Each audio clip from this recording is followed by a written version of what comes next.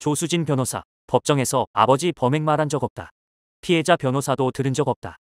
더불어민주당 서울 강북을 국회의원 후보로 나섰다가 성범죄 변호 논란으로 사퇴한 조수진 변호사가 뒤늦게 의붓아버지 가해자 주장을 한 사실이 전혀 없다고 해명한 가운데 당시 피해자를 변호했던 변호사가 내가 아는 범위에서는 조 변호사가 법정에서 아버지라는 단어를 쓴 것을 들은 기억이 없다고 말했다. 이는 조 변호사의 해명과 배치되지 않는다. 문제가 된 체육관 관장 성폭행 사건에서 피해자를 변호한 신진희 변호사는 4월 5일 오전 오마이뉴스와의 통화에서 1심 변호사든 항소심 변호사든 법정에서 아버지가 범죄자다. 아버지가 범행을 저질렀다.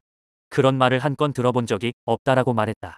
다만 신 변호사는 판결문에는 아버지 등 제3자 범행 가능성에 대한 내용이 적혀 있었다면서 그러면 이 아버지가의 주장은 서면으로 냈나 보다라고 KBS 기자에게 설명한 것이다.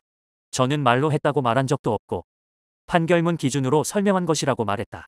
또한 아버지라는 단어를 사용하지는 않았지만 법정에서도 다른 사람일 수도 있다는 취지의 변론이 증인신문이나 최후 변론에 있었다고 덧붙였다.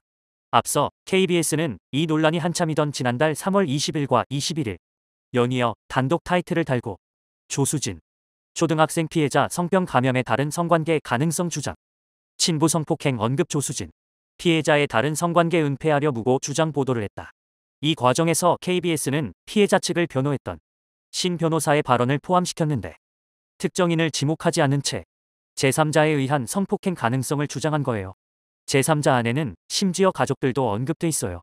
너무 터무니없는 주장을 한 것이라고 말했다.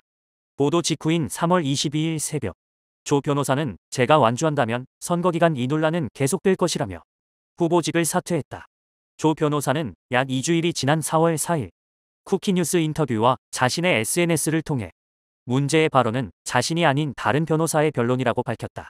그는 태권도 관장 사건은 변호사가 3번 바뀌었다면서 2021년 경찰 수사 담당 A라는 변호사가 낸 의견서에 피해자의 의붓아버지 가해자 부분이 있었다.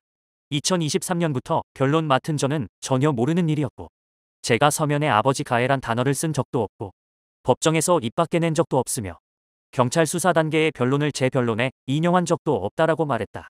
재판부가 변호인 3명을 구분하지 않고 모든 변론을 종합해 판결문을 작성했다는 것이 그의 설명이다.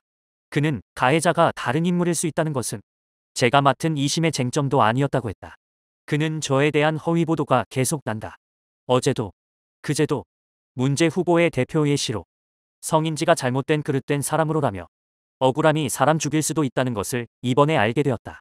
제발 좀 그만 좀 하십시오라고 말했다.